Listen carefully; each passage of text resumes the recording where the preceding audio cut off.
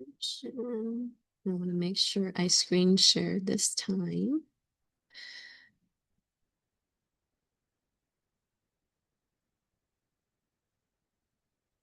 Hold on a second. So share. Okay, that's right. Okay, so this week we're gonna talk about social engineering. Lab's gonna focus on phishing. I shared with my class last night that I did want to add goldfish to your lab, but crunching on time, we had a little bit of a deadline requirement for scheduling and things. So I'll look into adding it in the future lab so you have exposure because it's one of those main tools that a lot of people prefer. It has web components and things like that. So today we're going to talk about the technique in social engineering, different approaches, along with the tools that's used. Why is this important as a pen tester or ethical hacker? Only because we sometimes launch phishing campaign to determine if people are sharing their credential accidentally or are they aware of some of the rules that are in place.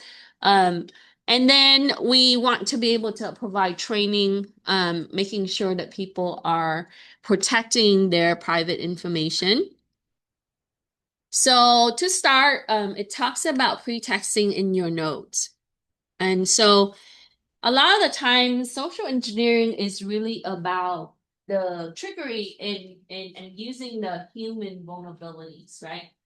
There are books and research, and there's so many things, and it evolves over time in how these campaigns really play on the psychology of, the weakness of human beings. So pretexting is about creating false circumstances so that way people can give up information. So, for example, right now you probably have seen or heard of like cloud-based credential phishing emails. So they would, if they know that you're using iCloud, they might be sending you that kind of information. A lot of the services you use share, right? What you access, what kind of product you're using, and these things can be then sometimes leaked into the areas where cyber criminals are using it for their own benefit. So it's an exploitation on trust. We tend to trust more technical based platforms. And this is what you see a lot with like how people are using social media, along with, something that's familiar to you. Okay. So we look at things that are common to us that we often use as something that we trust, and this is what you see. And then they would need to provide some kind of story so that way you would have a buy-in, right? So that's a big thing is if you are designing a phishing campaign to assess your network, assess your people in your network, you really need to think about like the things that they're using currently to establish that trust, the stories behind your campaign. And then a lot of the times they play on time, right? Security is all about time and resources. So the sense of urgency, you have to act now, right? Time is running out. These things are gonna then divulge. It pushes the person, the user, to have a certain emotion, and that causes a reaction. So this is what you see. And the communication platform can be in various. You start to see a lot of texting now compared to email, but the email is still a main funnel or phone calls, right? Sorry, let me go back to the assignment. So in the first question, it asks you to look at the scenario and to determine if pretexting is the type of pretexting or pretexting between pretexting and impersonation. And impersonation is exactly what it means, right? It is a way to pretend to be an entity or someone else. And in a lot of phishing campaign, this is kind of blurred.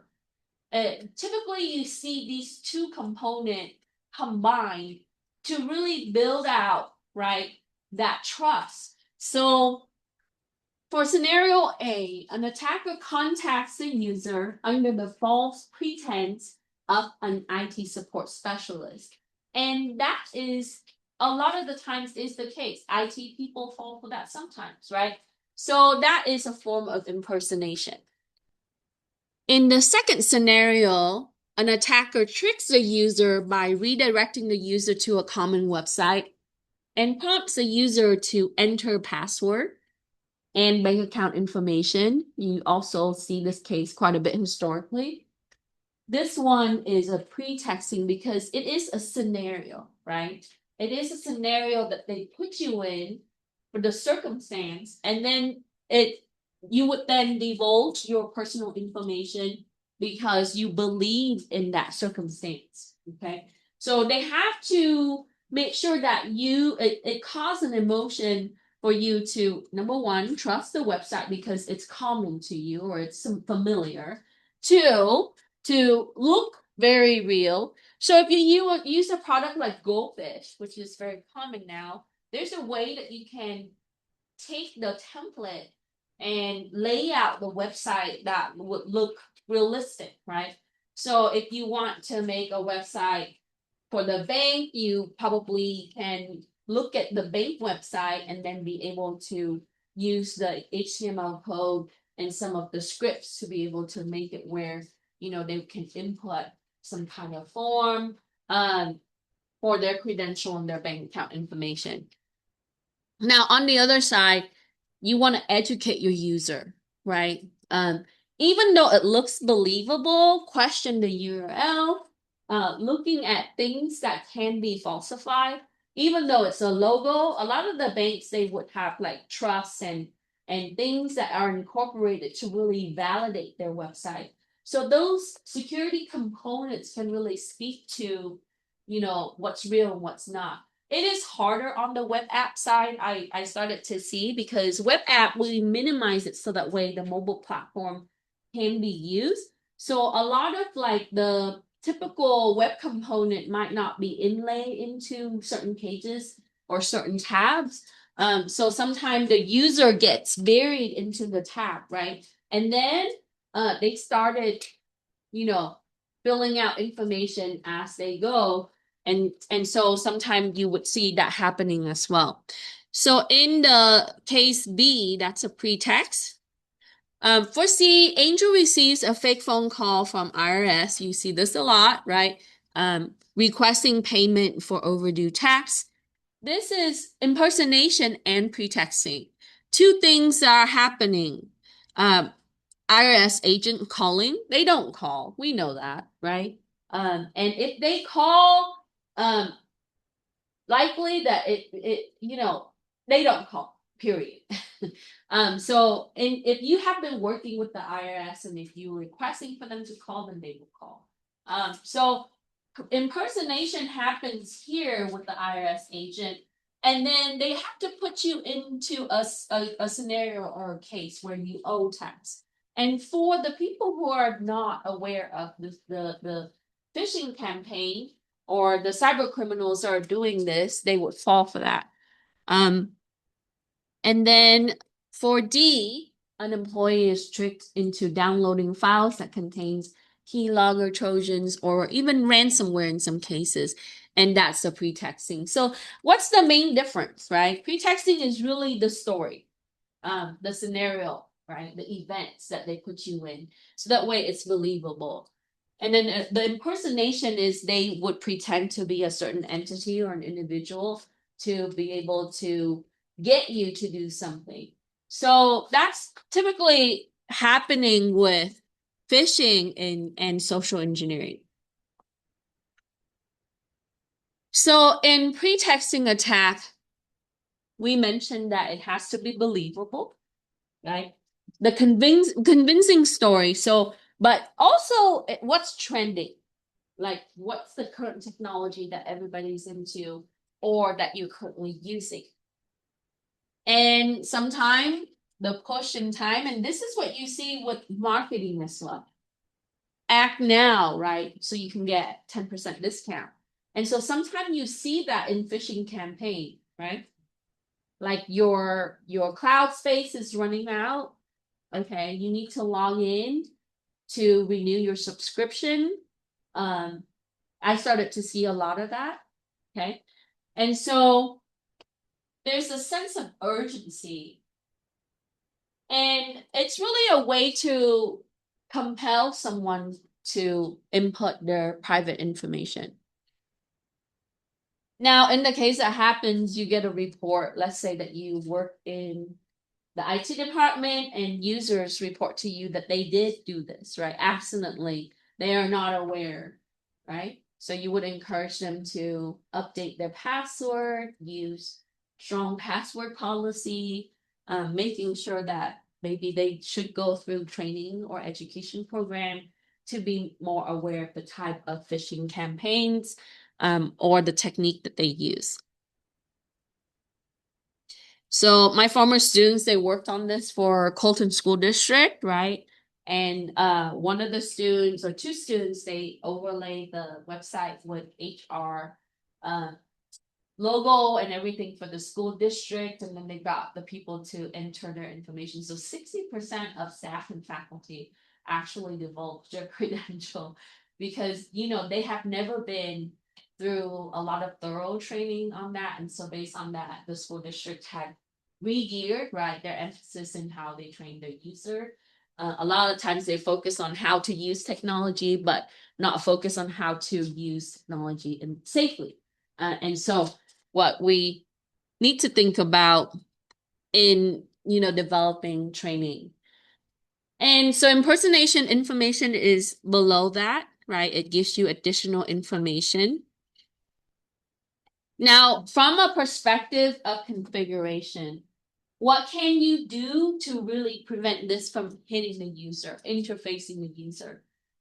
There's lots of things that you can do. We can start with email server, right? We can do content filter. So basically, the email server, its job is to forward the email or put the email into the inbox and then allowing the user to retrieve that, take the sending email and get that to the outbox and then eventually circulate that to other servers to be able to get it to the destination. So you can implement this with email server where you can do content filter. But when you do content filter, example keywords, right? We want to hit things like password, account number, etc. You have to keep growing it because phishing campaign changes over time. Another way that you can do that is you can set up rules in your application firewall. And, a lot of these things are, interfacing the web. So we can block a certain site or we can set up sites that are acceptable. So even if they click that link, it's not going to redirect them to the server of the phishing campaign, but to bring it to where access is denied or forbidden, right? So you see that we can filter the URL in our network at that level, okay?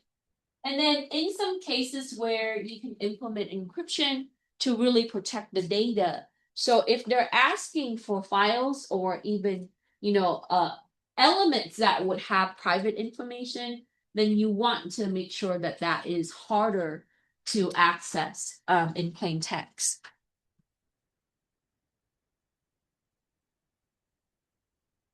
And so some of the protection tool I put down, these are some of the common ones that you see.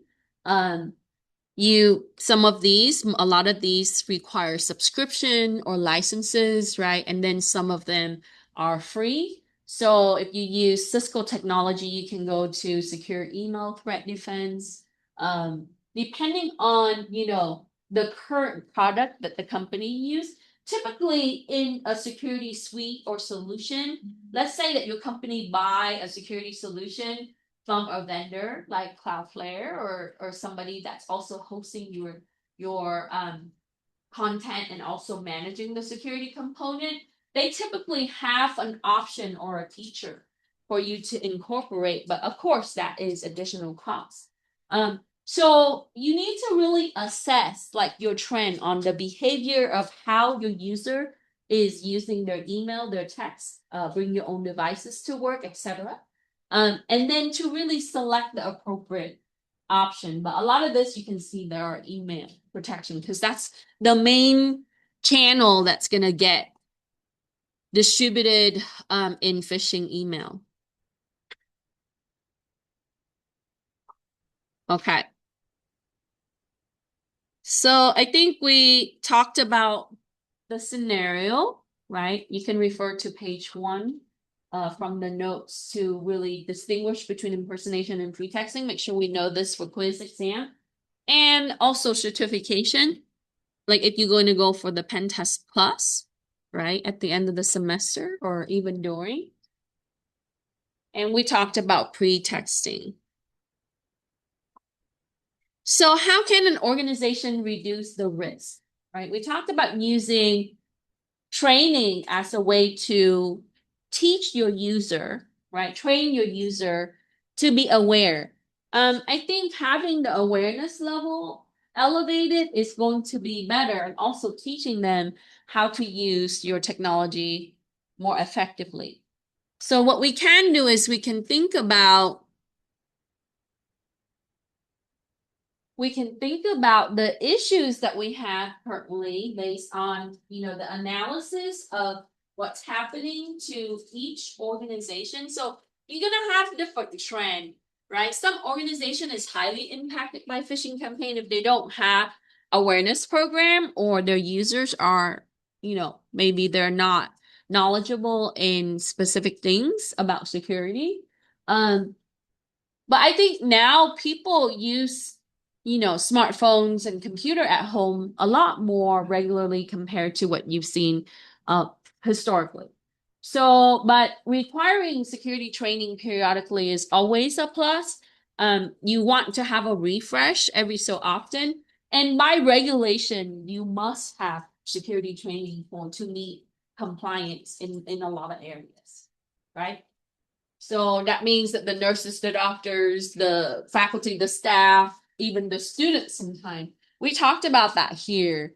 A lot of the phishing email sometimes comes into the student side and then it gets distributed and spread. And then eventually it goes across the network because somebody clicks something. But there also needs to be a way that the user can report these things. So I think that's also important, is to be aware, but also to notify.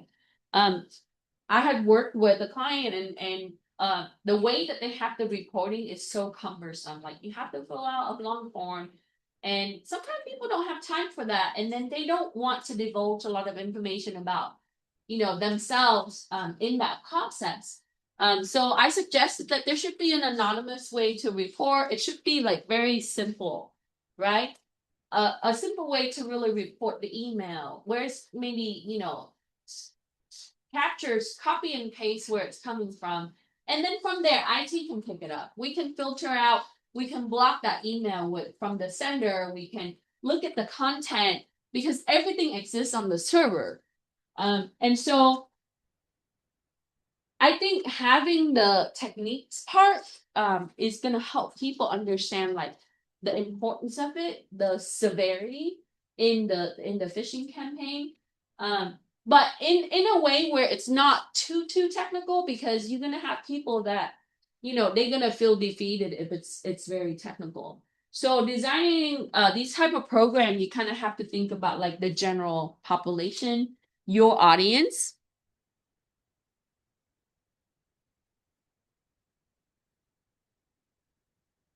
Any question?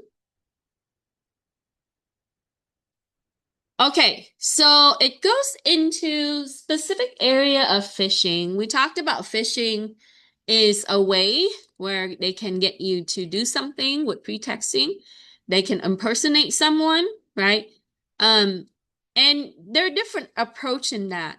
But typically the common sign is that they want you to give personal data, right? We talked about time.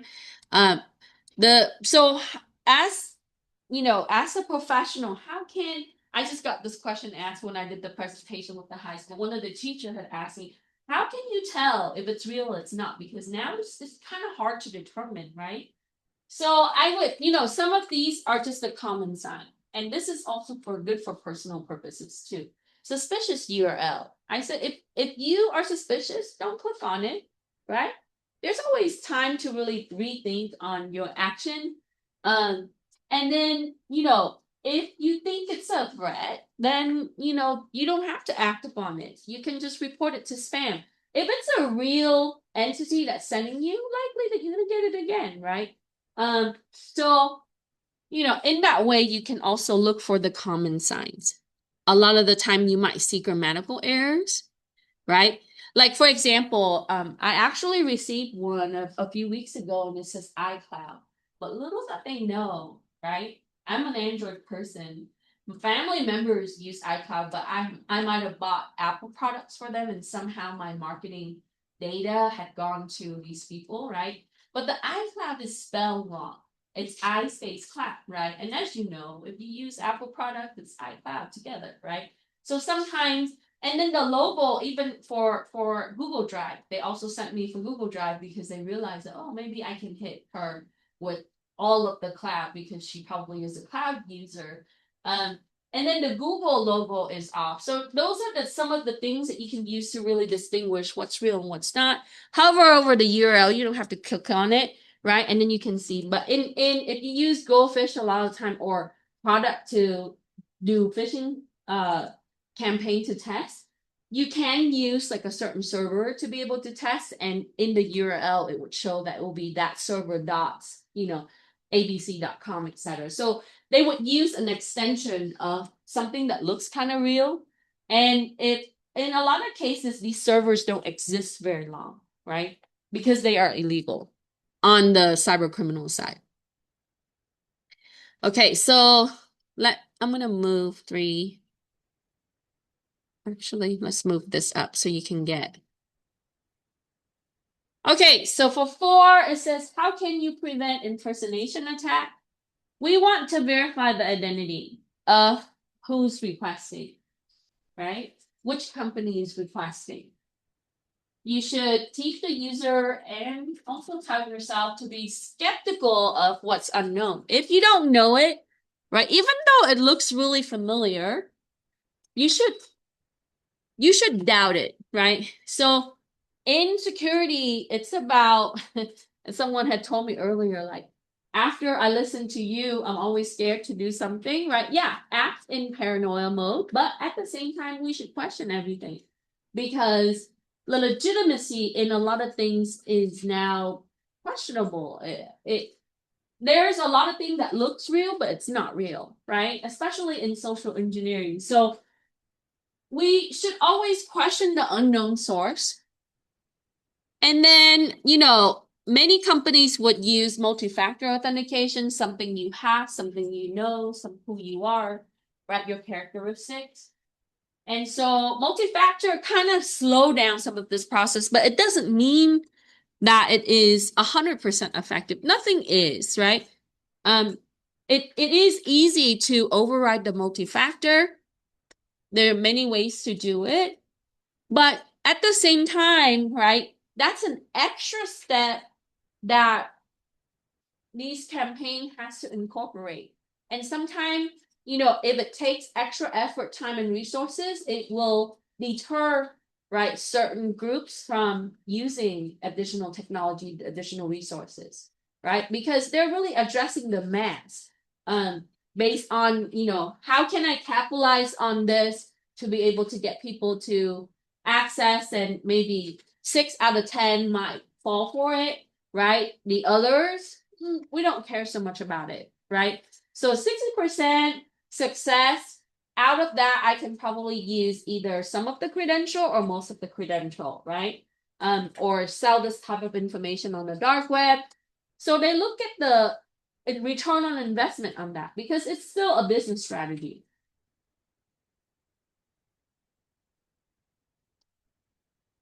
And we want to be able to share the resources. I think a lot of the times you see organization and people, right? A general population or specific community will collaborate and share resources online. You have the internet, there's always way to ask questions if you're not sure, right? Is this real, right? And the internet is going to give you some general answers sometime, and you're going to have to make a decision as a user to determine whether you should do something or not, right? So the way that I act is if you question it, don't do it, right? um, because you can always go back and attempt it if it's confirmed. So that's how you should tell your users. If you question it, don't act upon it now, right? Verify and then do it, right? So now, some of you will be designing these programs, right? If you work for security firms or even in IT department, sometimes they're lacking this area and they would bring you in as an apprentice or an intern or a professional to be able to build this. Now, companies sometimes would acquire vendor, third party to build out this program, or they already have it and implement it. They use that here, right? They require that we do annual training and go through. And to me, even from a technical person, right, these type of training is helpful to me, right? It keeps me kind of up to date sometimes with, or be relevant with the current information. Sorry, it got slid closed.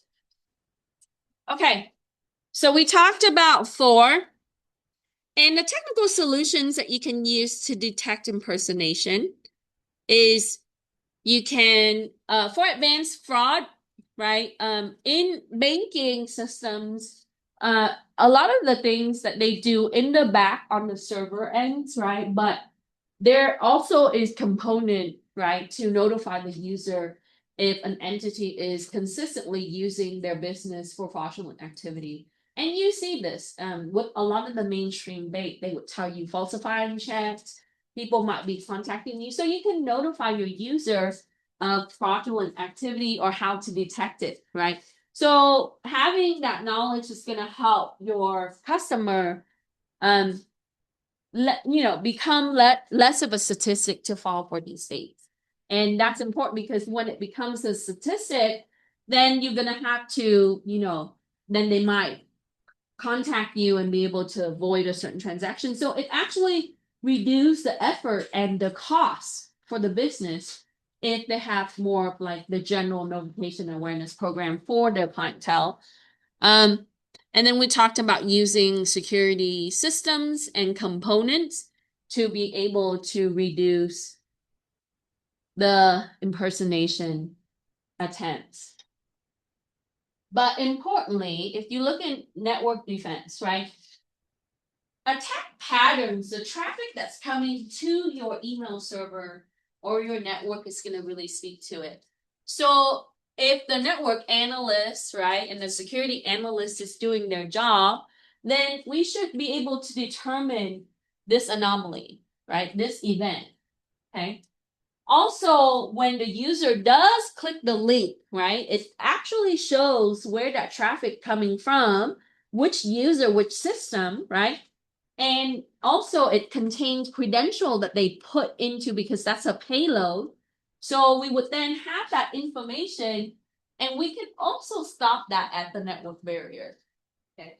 So there's many elements that we can look into, like transaction activities, that's traffic, right? Which server that people contact. But now, how can you drill this down? In network monitoring system, what you can do is you can also tell it, right?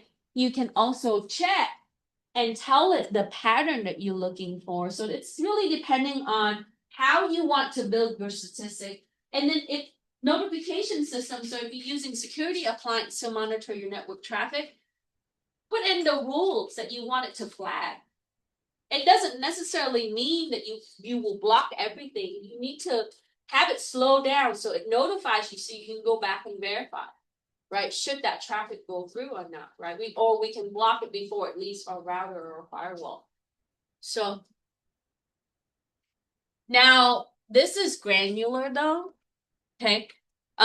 It also jeopardized some availability percentage in the network performance because in security, we always say, oh, yeah, let's filter that. Let's block that. Let's do all we can to really protect our resources. But you also have to think about like performance, right? Throughput, what you really want for the business as a whole instead of just doing our job to our best. Because sometimes that can also prevent things from coming through as quickly as possible.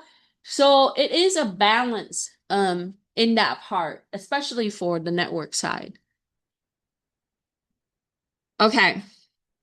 So we are gonna look at different type of phishing attacks, and I give you a long list, right? In the general security class, we talked about whaling phishing, spear phishing, right? But and it changes over time on how these techniques, the type of attacks are used. So Carla receives a text message claiming to be a popular online retailer, informing her that she had won a gift card. The message asks Carla to click the link, that's the keyword, to enter credit card details to claim the prize. If I'm getting something for free, why would I need to put in my credit card? That's only for purchase transaction, right? But a lot of the users fall for this. So the keyword here is to click on the link. And now they would probably route it into a secure web server using HTTPS so it doesn't flag this in a business environment, right?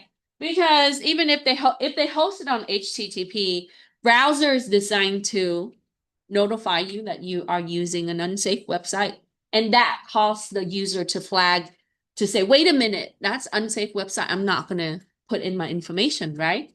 So they typically would have it sent to an HTTPS web server. And this is considered an HTTP phishing. It's phishing, but with HTTP. A lot of them are like that. And smishing because it's SMS message to the phone or the smartphone. For scenario B, an employee receives an email that appears to be from the CEO of the company, containing the names of project team members. Email requests the employee to provide project sensitive information in design. This is considered a business email compromise. A little bit different than your typical phishing. A lot of the times they would do this for spear phishing. That means that they're targeting maybe engineering groups or people that are working on highly sensitive design or information. You sometimes see this with public sector or contractor of public sector. If they're working on like nuclear plants, design, stuff like that, right? Warfare based things. So, but the Department of Defense, their security team is pretty good at controlling these things, and I hope so, right? But even when you have security solution, there's always a way to bypass that. So how creative they are, how innovative they are in crafting this email, right? And getting it through the network and then to the user. So those are the hurdles from an attacker standpoint. But at the same time, we have to think about those things, right? As a pen tester, an ethical hacker. And so this type of attack is considered a business email compromise. And the engineer or the team, the project team, if they attach the document or the design file and they send that out once it goes out, right? So in some cases, you have to map where the data goes. Okay. In a lot of these attacks, sometimes you have to go from your business and there are tools for you to be able to do that. So we have to see like where it's leaked to and if we can contain the leak, right? Because in exchange, so once it hits their server, it might get distributed to whoever's buying that project or their investors and so on, or they use it to sell and exchange online in the dark web. So so you kind of have to map it out and see where your data and in data leak events or attacks, you do the same thing. How much your data is leaking, where it goes to. Okay, so where can I find this information? A lot of the different types of the phishing, right, attack is listed starting on page 2. So you got voice phishing, like the IRS phone call, the police department, different things that gets you to believe. For me right now, right, I got notification a couple weeks ago that I'm now on 8 additional things in the dark web because of my T-Mobile leak and other healthcare leaks related to my work. But so right now I get a lot of phone calls about loans because they know that I have maybe home loans or student loans. And then they would always try to get me to, oh, will you qualify for this? Not a marketing campaign, because you can tell, right? Even though they use AI to generate these things. So I don't pick up, I'm not a good phone person. So I don't pick up most phone calls anyways. And then if it's not a known number, it's typically blocked. So, so having that awareness is important. One thing I want to point out is also clone phishing. So when you see an email that somewhat looks real, could be looks like a realistic email from a friend or a company, right? It might have all the logo, all the things that you typically look for. So you need to really see if the domain is legitimate, right? Maybe the name is kind of misspelled, or they have a subdomain that's linked to something similar. Um, and so for clone phishing, typically you see duplicate emails multiple times because the more you attempt, right, the more success that you're gonna get. Misspelled information, hyperlink, check the URL. And then we talked about SMS phishing that comes to messaging. Pop-up phishing, our browser is pretty good at blocking these type of stuff now based on your default rules. So, look at your browser notification, right? Don't act upon it if you question it, like what I said. If there's a new tab that's open, and you can also use your browser safely in a certain mode. So this is a way that you can avoid these things. And then your social media platform, sometimes people's account get hacked, and then if you're part of their circle, right, you also get impacted. So and typically they come in these format: friend requests, survey contests, offer discounts. It's sometimes too good to be true. So and then angler phishing. So if you know a little bit of web development, this is a technology that's used to incorporate into the interface of the web. And so with angler, so a lot of the times they would pose as technical support or something in the technical area or using a fake account. Sometime it might be a disgruntled user that's doing this. So they would then give you some kind of URL or link to click, and that's how the exploitation happens. Um, so that means that we kind of need to question that, right? There got to be some kind of verification in that.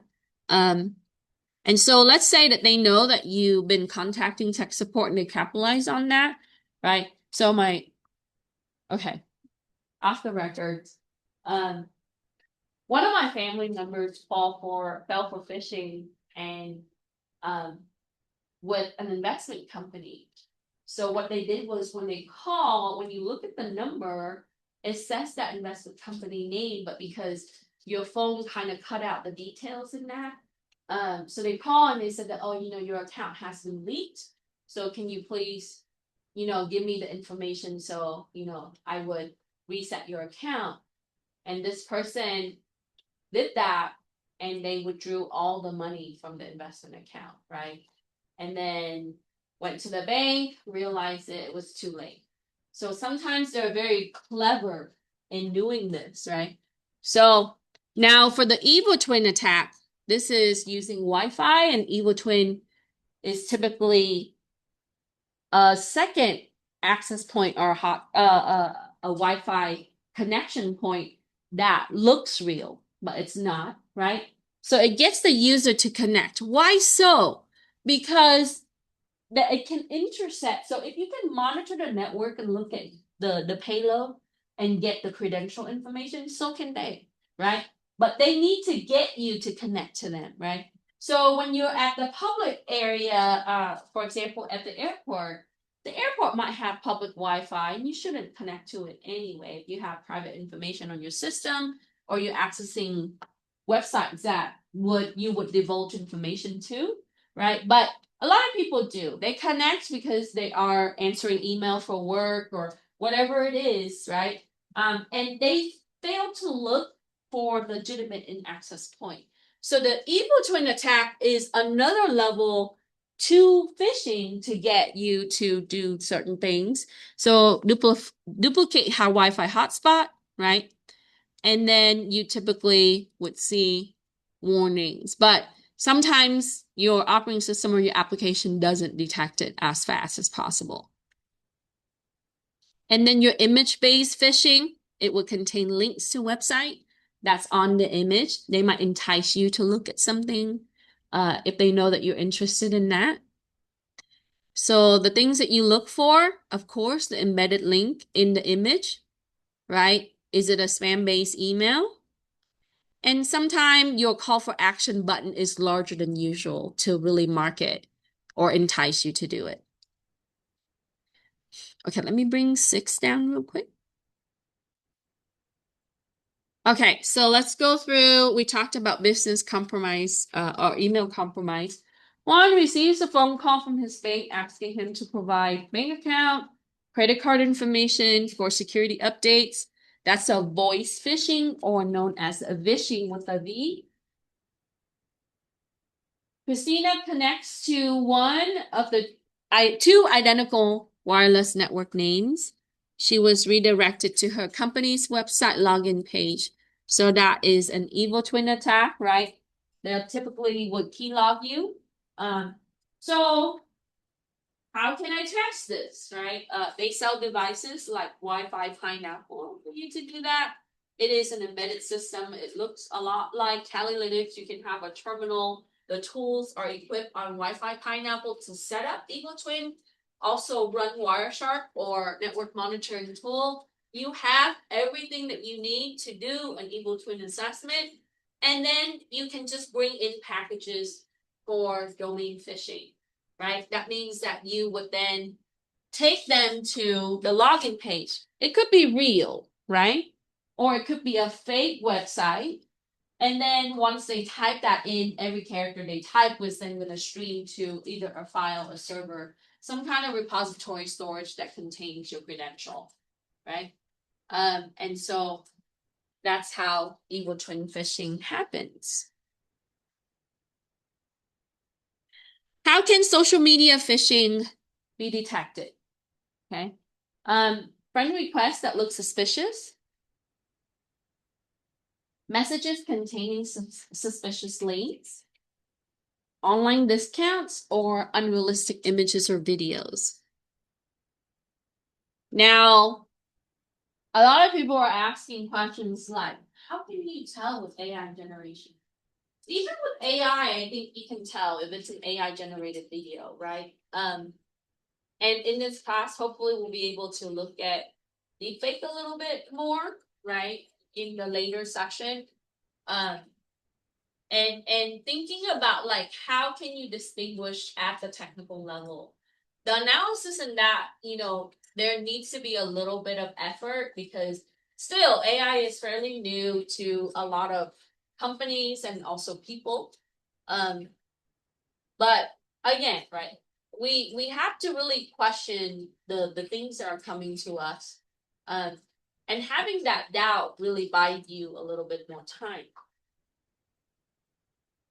And then for pop-up phishing, for question 8, to detect it, we would then look at browser notification for unsafe site connection.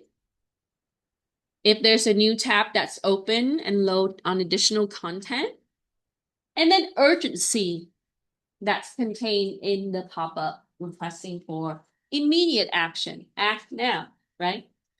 So it's probably best to really configure your browser to behave and be used in a safe way. And in a business environment, in an enterprise environment, you can do this, right, in the back level, and you can manage your browser. So let's say that you want specific browser to be used, and that way you can control it.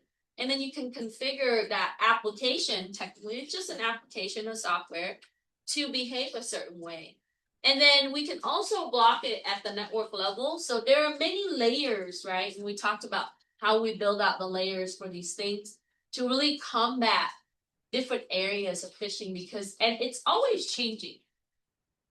And that's kind of important to think about. If you do this now, right, you might also have to update your configuration throughout, because in additional for later time, then they might change how they use pop-up, right? Or they incorporate another technology. So we're always trying to be ahead, but a lot of the times we are very active to these things. So when you're learning about this now, it's probably, a lot of these are they've been happening. So we're reactive in most cases, but you want to be preventative. What type of phishing attack entails attacker controlling communication flow and is responsible for sending and receiving all messages to gain personal information of both parties? So what they want is they also want to intercept your communication. And in order to do this, this is another layer, an additional attack that they have to perform, right? They have to look like, right, a specific entity, a sender or receiver. So in this case, the communication flow, sending and receiving messages to have that communication. So anything in between they cover, and that will be man in the middle. Okay. And to really perform man in the middle successfully, you really have, from an attacker's point of view, you have to really think about the process. And in attacks, that's what we typically think about, like from the time that this is being sent to the time that it's received, which technology, what service, how is this happening, what kind of tools you need, and everything like that for it to be successful, right? So a man in the middle is about intercepting. So they act as a recipient, and then at times they act as a sender. So if we're looking at business compromise type of email, they might have to do that to really target a specific group successfully, because these professionals might be more trained to not be able to divulge the information. So they have to craft it where this particular activity is believable. Okay, another one that wasn't included on the assignment is a search engine phishing. So it looks like legitimate pages that would be coming from your typical search engine. It would catch your attention and your eye, and it would lure the user to be able to access information. So sometime free product, free vacation, right? If it's too good to be true, likely it's not. Investment opportunity, job offers, discount codes, dating matches, if there's a trend in that particular group of user. And then also virus infection. You see a lot of the fake virus infection that was happening a while ago, right? And it's still happening. So, like I said, if it's too good of an offer, question it. And then the website's content might not be as nice or equivalent to the real websites.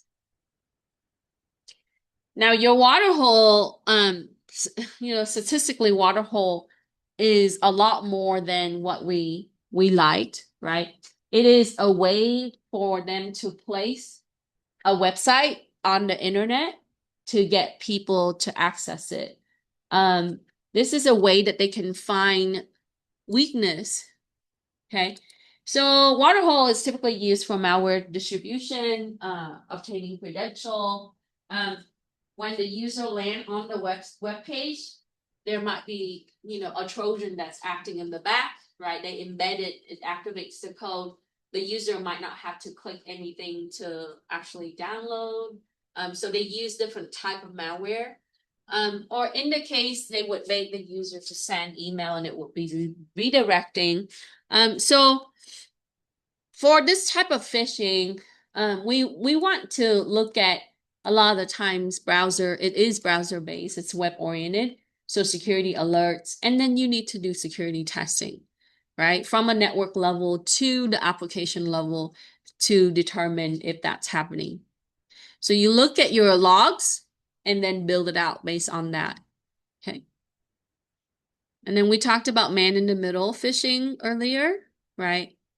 So typically URL, check the URL, and that would take you most of the time HTTP website instead of secure ones. And then sometimes the responsive messaging is slower. So in the next question, this is a section to look at on page 5. So for number 10, it says, what type of phishing tactics target a group of high executives, that's the keyword, specific groups, and to disclose company sensitive information? So your directors, right? Your chief, your C people, manager, right? Engineers. It could be people who are working on important projects or people who have access to important sensitive information. And this is considered for executives that will be whaling. But if it's targeted specific group, it's spear phishing. So if they're targeting your engineer, that's spear phishing. If they're targeting your directors and executive, that is a form of spear phishing, but it's called whaling. This is part of Security Plus CIS-27B course as well, right? A lot of these terms came up in other classes already. So when you go for certification, they want you to read the scenario and select the right one, like what we've been doing, and then know the definition and how it's used and how to combat it for security.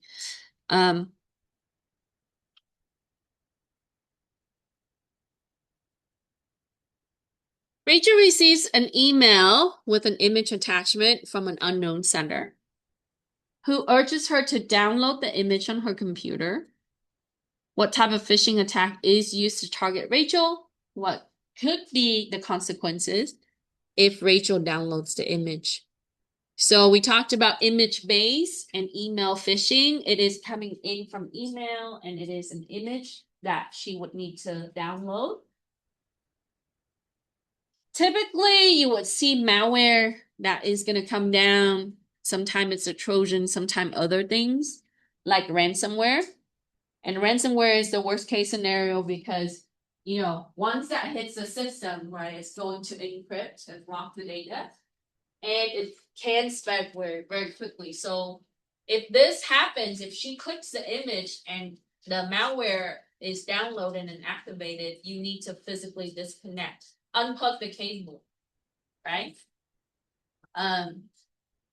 And then notify your team, your IT people, so that way they can respond to it. So that means if you have to perform forensic to see where that's coming from, even though that's coming from the account, right? You have to clean that up. So now ransomware, when it acts, it's going to come in. A lot of the times it's going to ask for a ransom, right? So if your executive does this, right, it's going to lock the laptop or the computer. And ransomware is designed to hit the network quickly. So that way it will target specific users. So if it's coming from the user side, typically it is, right? It's going to find its way to the main critical systems fast. That's what they designed to do. That's how ransomware works. Now, in that case, you should always have your backup, right? And then you need to control that segment, making sure that you analyze it. So you go back and you have to do network forensic. And then you also need to look at your critical system, which one has been targeted.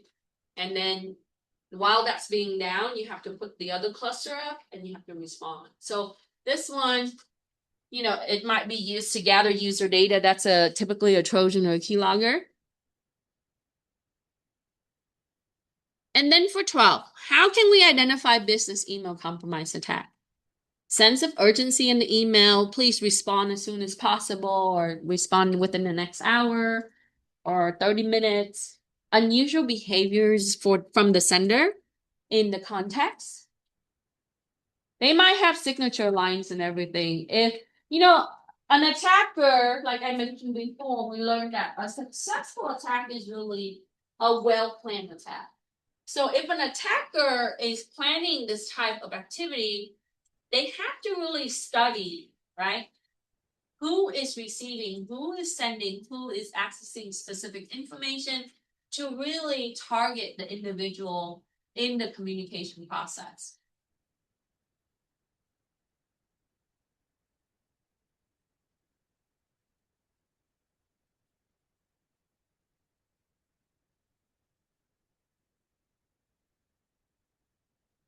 And sometimes if there's no legal correspondence that's included in the email, and you typically see legal correspondence with certain entity or business, right?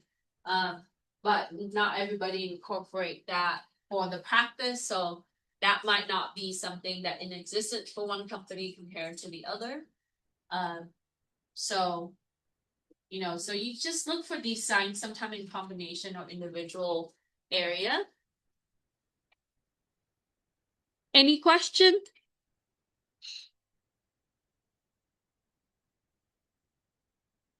Let me move 12 down. That's okay, right? Oops.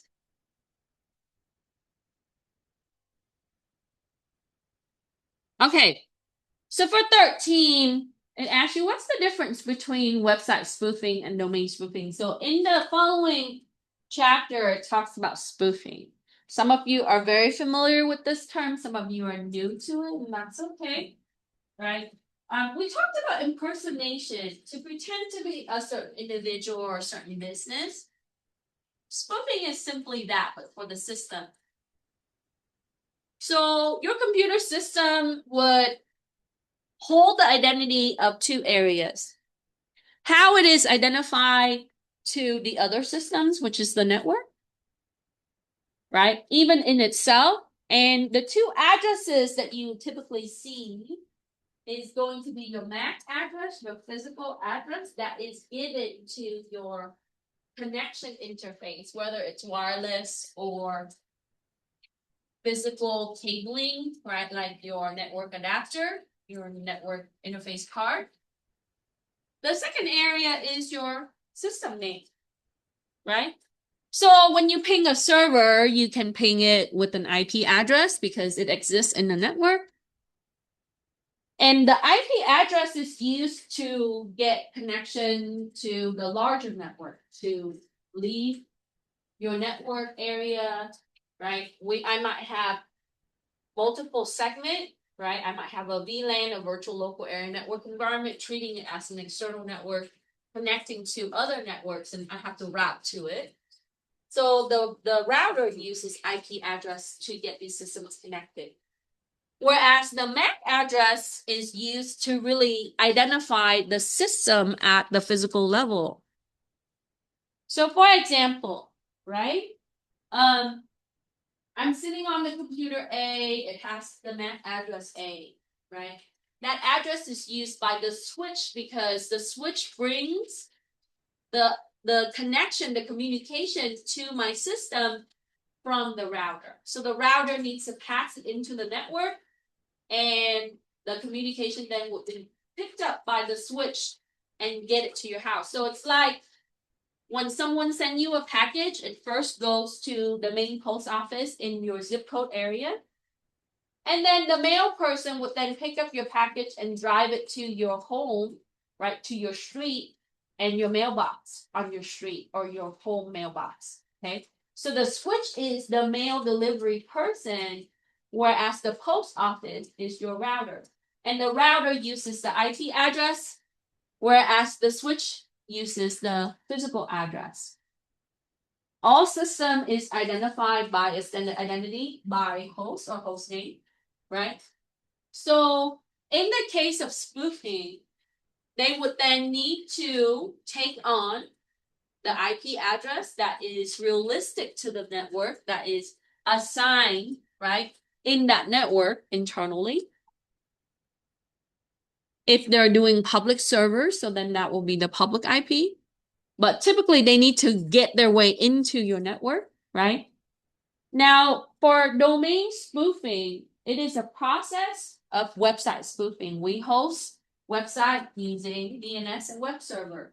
These entities have public IP addresses. We saw this in some other lab activity, right? So a lot of the time this is used in phishing. Why? Because they need you to believe that they are a real website, right? It's hosted at a realistic or lookalike domain. So the attacker would then create a new domain and take on the fake website. So that means that they have to register that domain to somewhat similar and possibly use public IP that's similar, right? Sometimes they might not be able to obtain the public IP as. So web hosting is really simple, right? You can get top tier domain like abc.com, or you could get a lower tier domain as abc.io or something that .it, etc. And sometimes people don't pay attention to the actual root of the domain, which is the .com, .net, .gov, .edu, etc. Right? Or sometimes they would use something that is subdomain like, right? Like the IT department.abc.com. Okay.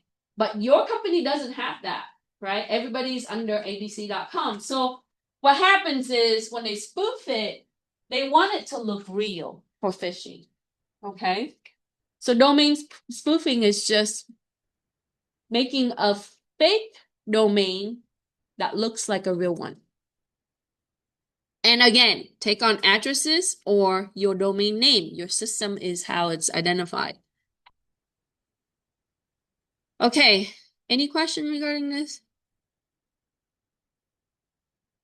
So what technique is used to spoof an email to the user, right? Let's say that I want to pretend to be you and I want to send you email to your family. Then I have to spoof your account, right? I have to spoof you.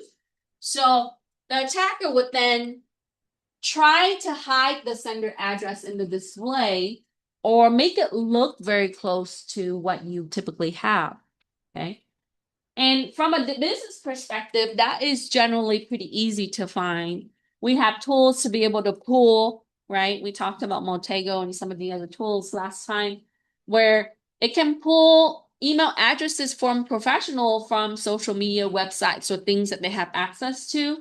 And so when they look at that, they're like, oh, that's the company xyz.com. And the email address would be their first name dot last name or first initial last name, right? That's typically the naming convention. So we're gonna try to make it look kind of real.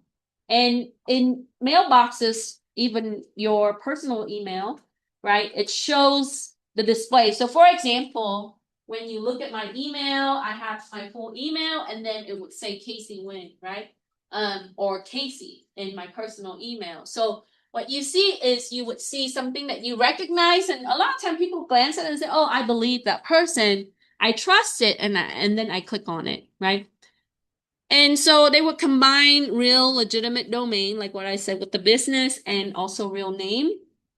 And that's coming in from the header. Remember when we talked about header is like the label on top of the package? So this is what your system presents to you as what you see, and then the content is in following. So it tricks you into the action in subsequent. So you see the pretext and the impersonation with this, right? So they have to really think about like how they can trick you and who is the user that you would fall for.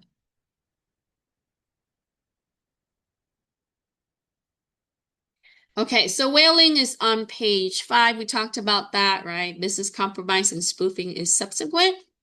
There's website and then email spoofing. We just touched on that. So we can identify this by looking at the nature of the email. So in forensic, the 27A class, I touch on like how you look at the header. Forensic tool is really good at pulling, and security tool in general. It pulls the header and it's going to say, this is what we see, this is what I see, and so you have to analyze it. And sometimes you have like different ways to spell the email address. Domain spoofing. So in domain spoofing, you have the DNS. And so they need to do a poison. And typically it's because DNS contain records, file for reference. So I would say xyz.com is this IP address, right? And so to redirect that, they have to disassociate your real reference file, your A record or your quadruple A record. A record for IPv4 and quadruple A record for IPv6. So now if you don't use a forwarder, then the forwarder, it's a system that forwards to your domain. So if it sees, right, domain name or IP, then if we don't use the forwarder, they just need to, if your DNS is not secure, right, it would then, they would poison the record, okay?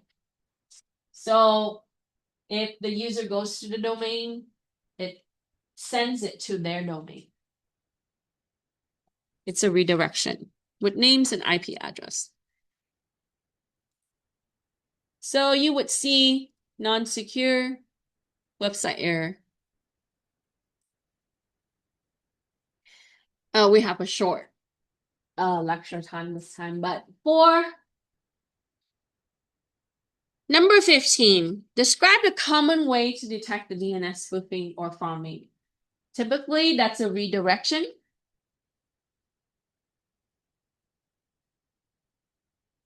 Now, we talked about status code before, right? If you're using security tool to monitor or even to assess your network, you already know redirection for the status code is different than landing on an actual page that's hosted with the domain, right? 200 for OK. Redirection is in the 300s, right?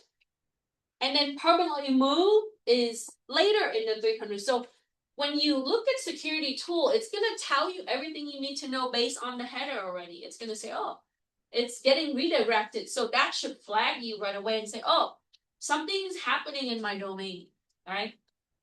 Now, system admin, their job is to make sure that these things are configured and monitored and, available, right? Also the network people and the security people. So there's many elements in how we can interlay in different area from a network. And even though this is public facing and that's your DMZ, right? That's what the internet sees when they're coming in, but it's still part of your network, right? And if they're spoofing you, then they're trying to be you here. So we need to really monitor our domain and our web servers because web servers is what's seen on the internet.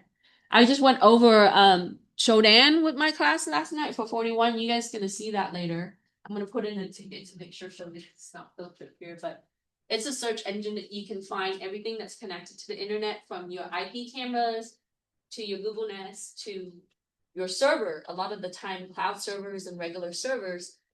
So how can they find you? Typical. If your DNS, your domain is publicly registered because you want your customer to see you, search engine like that will find it, right? It will find who's hosting, and then you can use who is. There's so many tools that can dig out the information. So we need to know like the extension of information, how it's disclosed to the public, right? And knowing that is going to help you think about like how we can secure it. Just try to be equivalent or ahead of the game. Head of the game is where we want to be, but a lot of the times we are equivalent to make sure that we combat it, right? So these are the things we need to look for. Question? Okay. So we should have adequate time to do the lab. I would encourage you to go back and read the notes. Now, if you are going to go for Pen Test Plus, right, and you can have access to the practice exam later, it's just having knowledge and the understanding, the processes, the definition is important for this industry in general, but this area, right? Okay.